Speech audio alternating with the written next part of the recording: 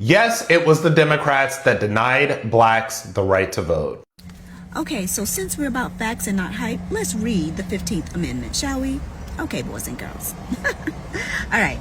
The right of citizens of the United States to vote shall not be denied or abridged by the United States or by any state on account of race, color, or previous condition of servitude. The Congress shall have power to enforce this article by appropriate legislation. And so the Civil Rights Act of 1965 was an additional legislation to reinforce this 15th Amendment, right? Because the Democrats at that time in the racist South had their little terrorist group, the KKK, running around doing violence, intimidating. Also, they had their little, operatives at the polls, administering literacy tests and charging poll taxes to keep us from voting. But the gag is Democrats now speak as though that is still happening today. That's It's intellectual dishonesty, which is what she was about to say. And it's very interesting how few people actually know the history. And again, you have to look this stuff up. The Democrats were the ones that were suppressing blacks voting. They were the ones that didn't want blacks to vote. They were the ones that were involved in racial intimidation of black people back in the day. Then by the time, and this all was happening, around that era. Now, when the Voting Rights Act of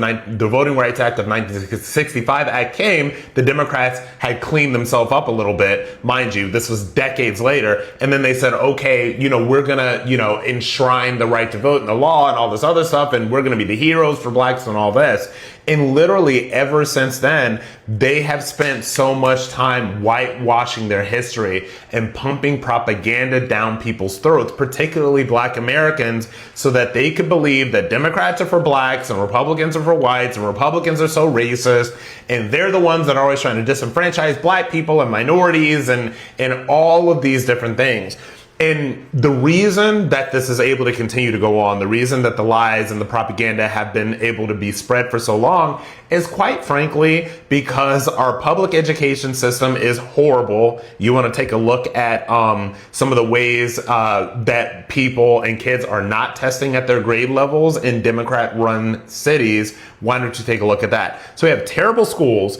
We have a populace that does not know its history. And then also, even outside of schools, people just don't read. So when you have those three things put together, you can see how easy it has been for Democrats to run this propaganda, run these lies, and run this game for so long.